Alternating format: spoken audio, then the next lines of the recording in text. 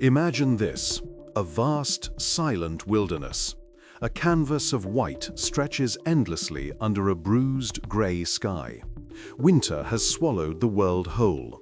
Snow drifts relentlessly, piling against unseen ridges, sculpted by winds that could rip the breath from your lungs. There's no sign of life, no homes, no chimneys, just a desolate, frozen expanse where temperatures plunge to lethal extremes. Then, a flicker of something, a wisp almost imperceptible against the stark white. From a gentle swell in the earth, a faint plume of smoke curls upward, a ghostly finger tracing the cold air. From a distance, it looks like nothing more than a natural rise in the terrain, draped in snow. But closer, you sense it. A faint warmth, a subtle pulse beneath the frozen crust.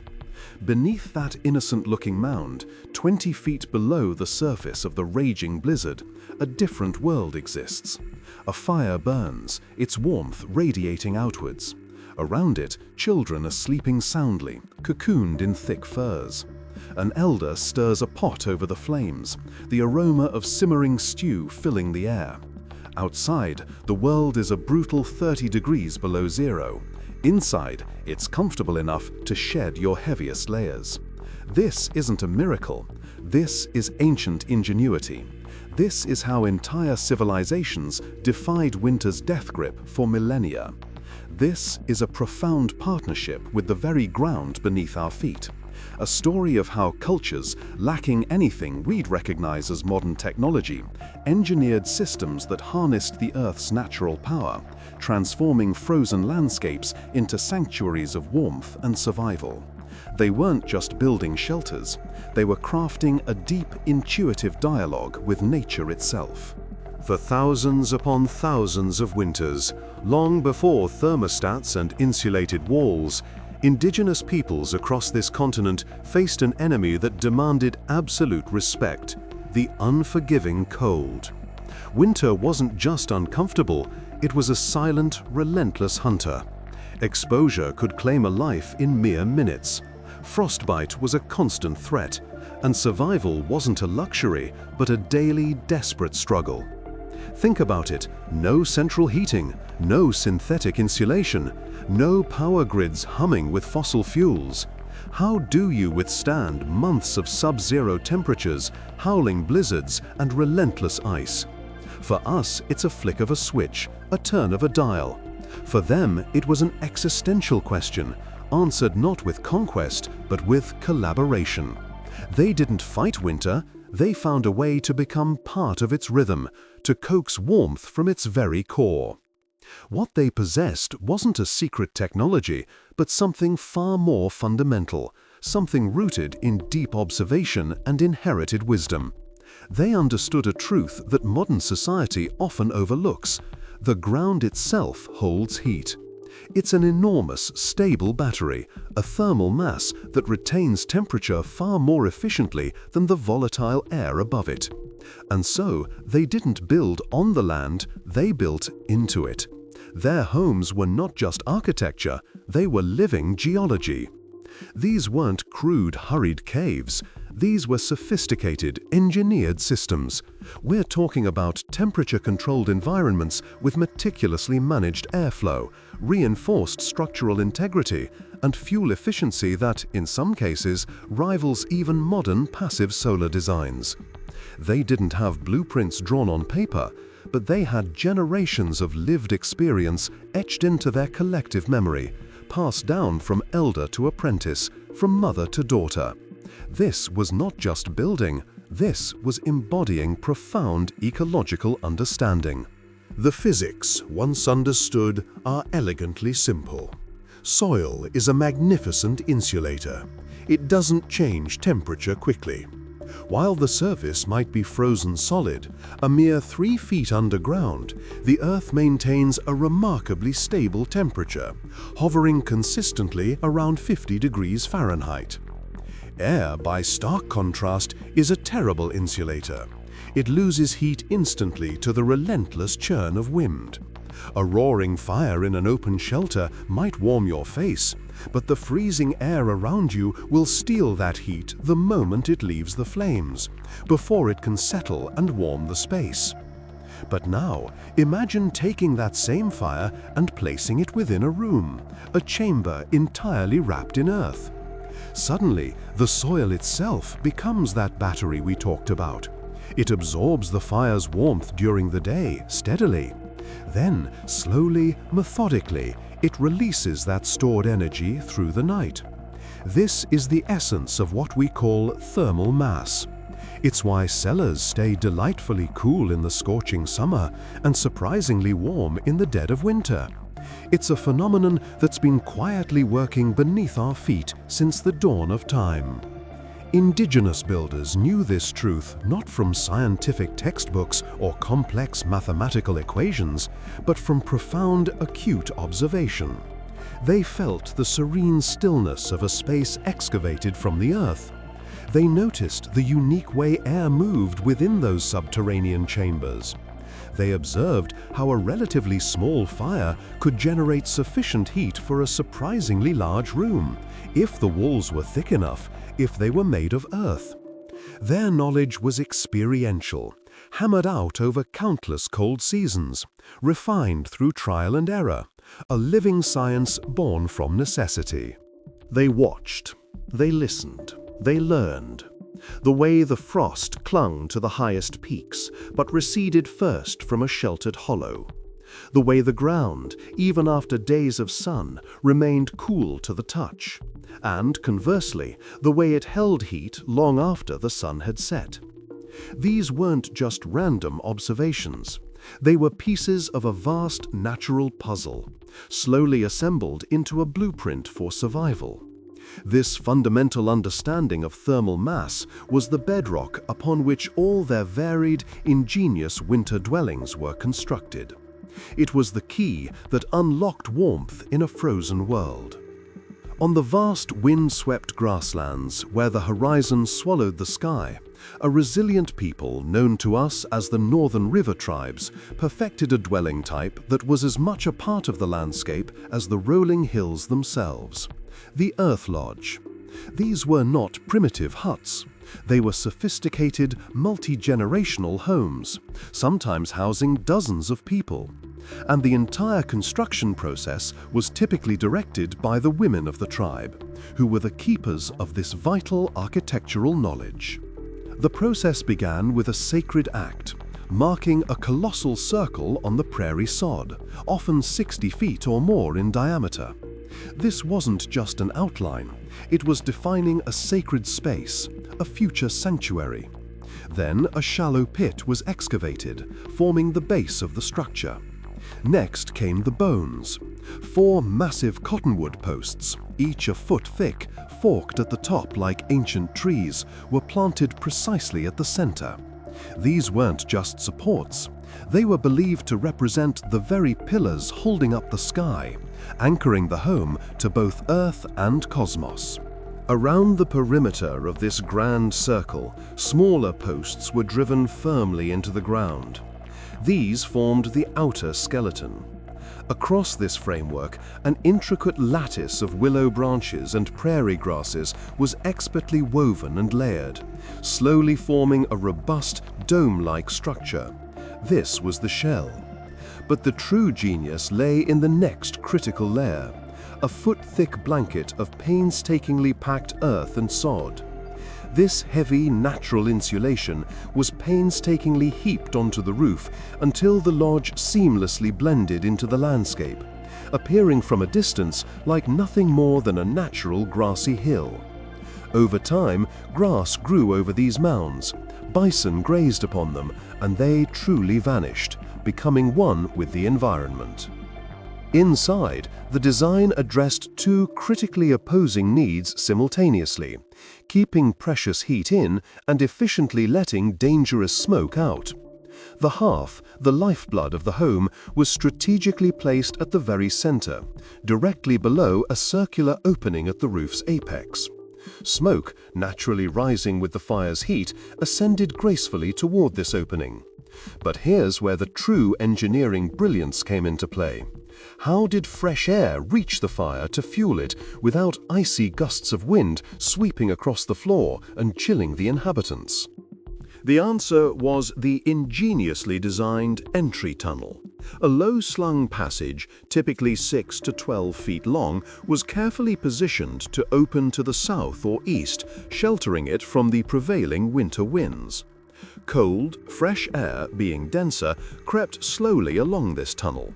Because it was so low, it entered the main chamber close to the floor, moving stealthily toward the roaring flames.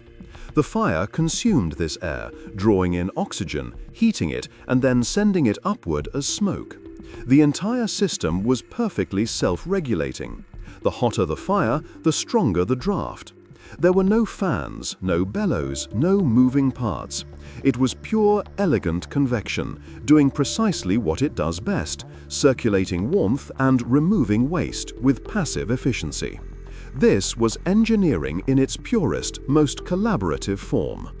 Moving westward into the elevated plains and river valleys of the high inland plateaus, another ingenious solution emerged from the riverbank excavators. These people, whose lives were tied to the winding waterways and abundant resources, developed the pit house. As the name suggests, these dwellings were dug even deeper than the prairie mounds, sometimes 6 feet or more into the stable earth, taking full advantage of the consistent subsurface temperatures. Early iterations of these pit houses presented a unique entrance method. Families would enter through the roof itself, descending a sturdy notched log ladder into the warm, inviting hollow below. This might seem cumbersome to us, but it served a dual purpose. It kept heat from escaping easily through a conventional door, and it presented a smaller, more defensible opening. However, over generations, these designs evolved. Builders began to add side tunnels, much like those found in the prairie lodges, which offered easier access and, crucially, allowed for even more refined air circulation. But within these deeper pit houses, an additional, subtle stroke of genius was frequently employed: the deflector wall. Positioned strategically between the entrance and the central hearth, this low barrier, typically constructed of stone or timber, served a vital purpose. Incoming cold air, entering through the tunnel, would encounter this wall. Instead of gusting directly onto the people sitting comfortably by the fire, chilling them instantly, the deflector wall would subtly redirect the cold air. It forced the frigid incoming air to circulate around the fire, allowing it to warm up before it reached the living space. Without that simple wall, drafts would be a constant, unwelcome companion. With it, the air flowed smoothly, gently, and most importantly, warmed. It was a testament to their meticulous understanding of microclimates and air currents within their constructed environments. Every stone, every beam served a precise, life-sustaining purpose. Of earthen architecture reaches another pinnacle of sophistication among the canyon cliff architects of the arid canyonlands, a culture renowned for their spectacular cliff dwellings. By around 700 CE, these skilled engineers had refined the pit house concept to an astonishing degree, developing intricate ventilation systems that maximized comfort and efficiency. Their pit houses often included dedicated ventilation shafts, cleverly carved directly into the side of the pit, opening discreetly to the surface above. This wasn't just a simple hole, it was part of a carefully designed airflow circuit. Cool, fresh air would descend through this dedicated shaft. At the bottom, it would encounter another precisely placed stone deflector, similar to the one found in the plateau pit houses. This deflector would guide the air directly toward the hearth, feeding the flames. As the fire vigorously consumed oxygen, drawing in the fresh air, the heated air and smoke would naturally rise and exit through the opening in the roof. This constant outflow created a subtle pressure difference within the dwelling, which in turn pulled more fresh air down the ventilation shaft. The result was a continuous, self-sustaining cycle. A steady supply of oxygen flowed in, smoke and stale air exited efficiently, and the precious warmth was retained within the thick earthen walls. This wasn't just passive design, it was active climate control, achieved without any moving parts or external energy.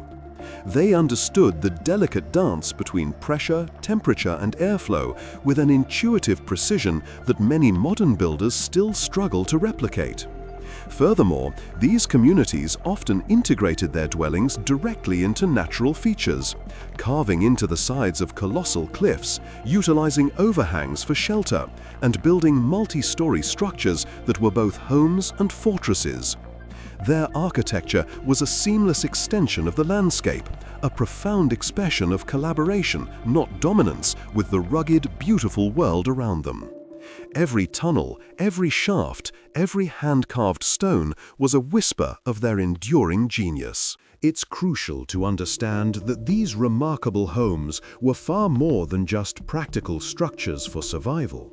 They were living, breathing centers of culture, spirituality, and community. The ingenuity wasn't merely about engineering, it was interwoven with a profound spiritual understanding of their place in the universe. For the Northern River tribes, for instance, the four massive central posts of their lodges weren't just structural elements. They were seen as sacred pillars, holding up the vast dome of the sky itself, connecting the human realm to the divine. Living within these lodges was a constant reminder of their cosmological beliefs, a daily act of inhabiting a creation story. The home was the universe in miniature. Similarly, among the canyon cliff architects, families often carved small circular holes in the floors of their dwellings. These tiny apertures, known as sipapus or emergence holes, held immense symbolic power. They represented the sacred portal through which their ancestors were believed to have emerged from the underworld into the light of this world. Every time they cooked a meal, slept, or gathered within that space, they were not just living in a house, they were participating in a sacred narrative, reaffirming their connection to their origins and their lineage. This deep integration of practicality and meaning highlights a key difference from many modern approaches. Their homes weren't just functional boxes, they were spiritual vessels nurturing both body and soul. And this vast body of knowledge, the structural integrity of different woods, the optimal angle for shedding snow, the precise mixture of earth for insulation, even the specific prayers and ceremonies to perform when raising the sacred center posts, was not held in books.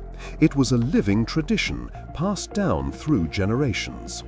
Crucially, this knowledge was often entrusted to the women of these cultures.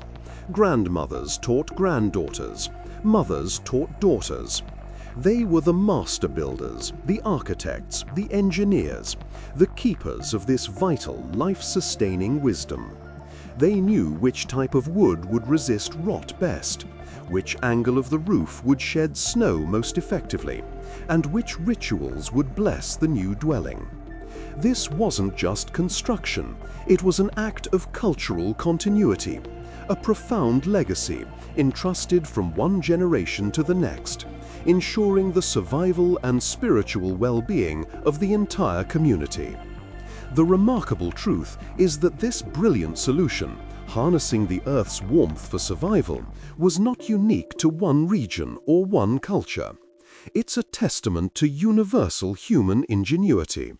Anthropological studies have revealed that at least 82 pre-industrial cultures across the globe, spanning from the frigid Arctic to the towering Andes, from the vast steppes of Siberia to ancient Japan, independently discovered and perfected the art of the pit dwelling. Think about that for a moment. Separated by vast oceans and continents, without any contact or shared knowledge, diverse peoples arrived at the same fundamental conclusion. The answer to winter's brutal grip lies directly beneath your feet.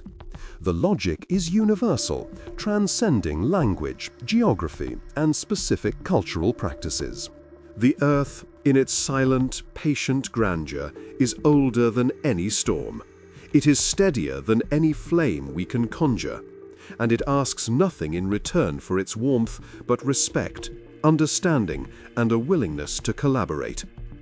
The indigenous peoples of this continent and countless others worldwide grasped this profound truth. They didn't view winter as something to be conquered, but as a season to be navigated, a force to be understood and worked with. They collaborated with it, using the very soil beneath their feet, the fire they painstakingly tended, and the wisdom meticulously passed down through unwritten histories.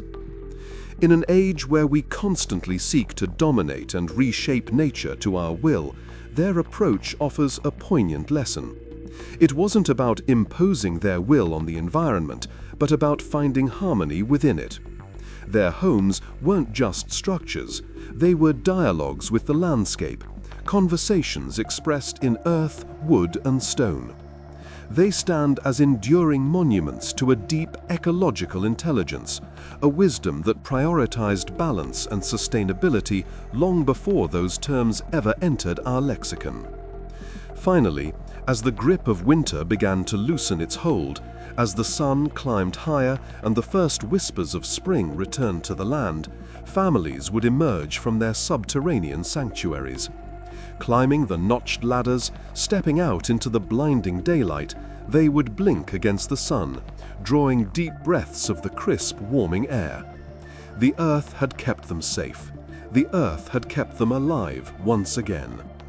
Their story is a powerful reminder that true innovation often lies not in complex machinery, but in profound connection.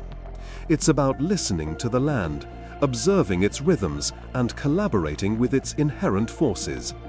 Their legacy isn't just about survival, it's about a way of life, a philosophy that valued respect over conquest, ingenuity over brute force, and communal knowledge over individual ambition. In a world increasingly concerned with sustainable living and resilient design, the echoes of their ancient wisdom resonate with renewed urgency. What can we learn from those who truly understood the earth as an ally, a provider of warmth, a silent guardian? Perhaps the deepest lesson isn't just about how they built their homes, but about how they lived in them, with reverence, with gratitude, and with an unwavering commitment to the wisdom of generations past. Their structures may have blended into the landscape, but their genius stands tall, an enduring beacon of human ingenuity and profound ecological harmony.